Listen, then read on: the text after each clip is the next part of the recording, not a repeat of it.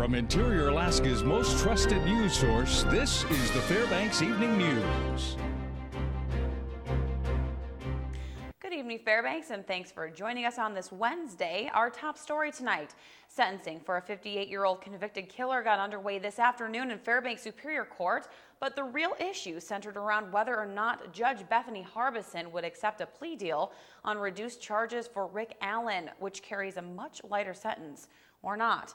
Now, News Center 11's Daryl Lewis was in state court for the decision, and the continued controversy has more. Thanks. Sentencing on Wednesday took place for convicted killer Rick Allen. Facing 7 to 11 years in jail, family members and friends of his victim say that sentence is nowhere close to being enough. We want justice! For who? Allen! For who? Allen! For who? Allen! Family members and friends of Ellen Rada made their opinions quite clear on Wednesday, as they have since the case first broke close to a year ago. Niece Jody Potts says it's not manslaughter, but murder. He threatened to kill her. He verbally said, I'm going to kill you. And he also admitted to saying he was going to kill her. And once attempted by strangulation with his hands, and then someone intervened, and then he hit her in the head, which caused the blunt force trauma, which she died of. During Wednesday's sentencing hearing in state court, Judge Bethany Harbison not only sided with the plea deal for Rick Allen, which called for a sentence ranging between 7 and 11 years, but slapped the maximum penalty allowed in the deal, 11 years, no suspended time, on him as well. Despite defense assertions that Allen can be rehabilitated, Harbison called chances of that, quote, highly unlikely, detailing a criminal history that dates back close to 40 years. Meanwhile, family members and friends still grieving Ellen Rada's loss had choice words not only for Allen, but for the state district attorney's office for not taking the case to trial, among other so-called perceived slights. They didn't notify us about this plea bargain. We didn't know nothing about it till way later, like, you know. Rick Allen, I wish you rot in prison. Yep. My name is Ben Junby. You remember them words. I believe that he's not getting what he deserves, and I don't think it's right. When Alaska Airlines switches to turboprop planes for flights from Fairbanks to Anchorage, passengers will still have to go through security gates to board. The Transportation Security Administration requires security screenings for aircraft with more than 60 seats. The Q400s that will replace the larger 737 jets have 76 seats.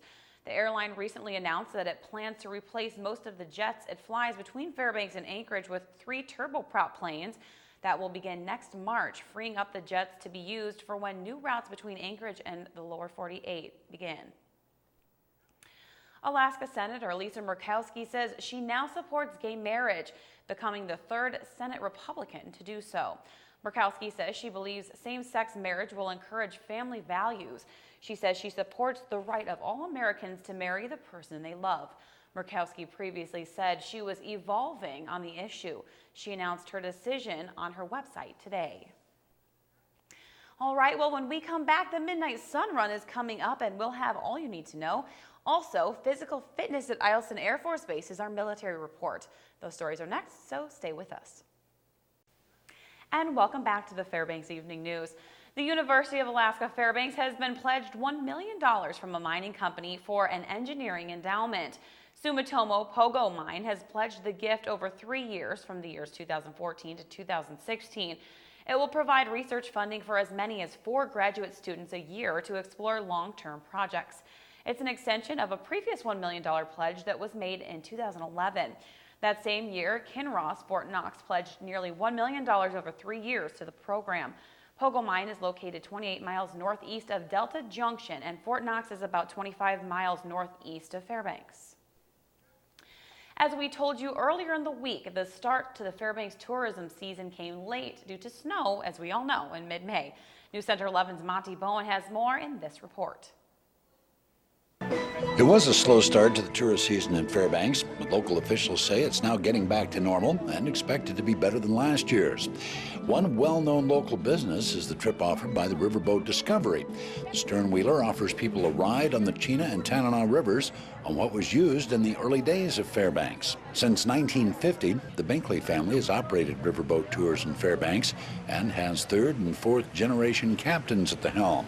We'll do a little over 300 trips in the course of the summer. We go twice a day, all summer long. It's not just a boat ride. They have a special stop they make along the way where passengers get off the boat. We go down the Chena River to its mouth where it intersects the Tanana River. There we turn around and go back upstream and land at our Chena Indian Village. It's a replica of the sort of lower Yukon villages my grandfather served when he worked hauling freight. The summers are an intense work time for the crews, keeping so busy that they put off everything they can until winter.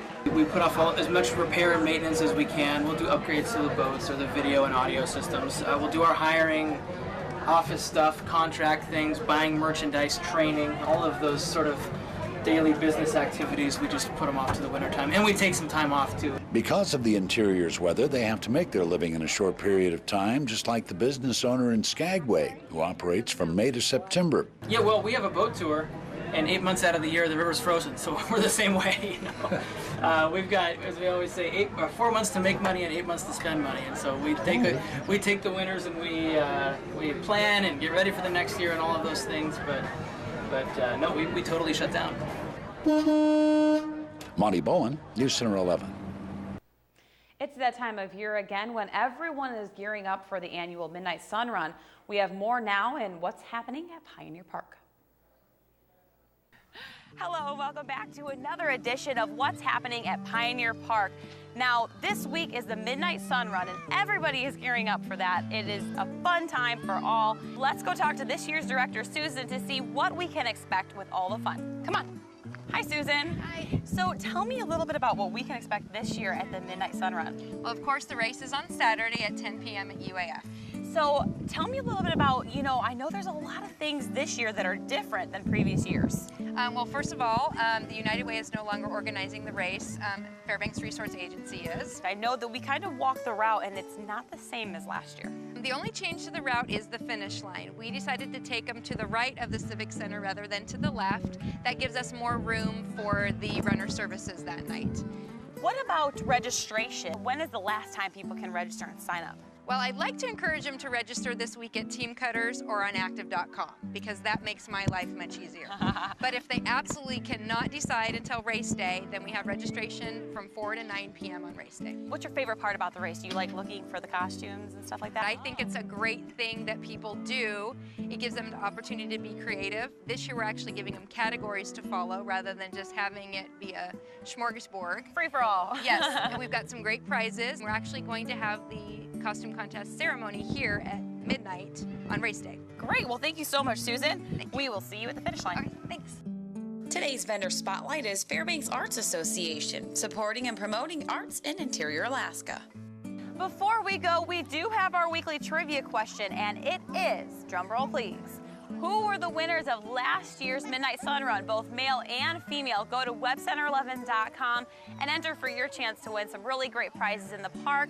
Make sure you come on down and visit KTVF Channel 11. We'll be live here broadcasting from the Midnight Sun Run, and that's what's happening this week at Pioneer Park. A woman at Eielson Air Force Base can help you bring out your best as far as physical fitness is concerned. News Center 11's Monty Bowen has details in this week's military report. When you step inside the Eielson Air Force Base gym, you'll see this sign to the Base Health and Wellness Center, or HOC. Here you'll find Dana Baugh, who has nearly a dozen fitness certifications and degrees. She's been Eielson's physiologist for more than 10 years. As part of the 354th Medical Group, she has the information and technique to help both the physically fit and injured get stronger. Our job is really about health promotion. We're trying to prevent injuries from happening, so we want to get to people before. But we also have the other aspect of people who may have been afflicted by a disease or an injury, and we're trying to rehab them back to being a normal life or a good quality of life. The Hawk offers many programs led by Dana, some in a classroom setting to teach how to take care of your body. Other programs, like the running class, are geared toward increasing individual endurance. One unique class is the gait analysis, in which she analyzes your running form from multiple angles. She then can break down what you're doing right and what you're doing wrong. She made it really easy and just explained when we were doing the exercise, she pointed out exactly where, like which muscle groups are maybe need a little bit of strengthening or what's going to help me and what might make it worse too. Monty Bowen, News Center 11. The Military Report is brought to you by Stanley Nissan. Innovation for all.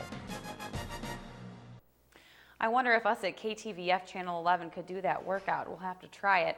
One person who I know can do workouts in lots of sports is Joe Cook. He's coming up next, so keep it locked here.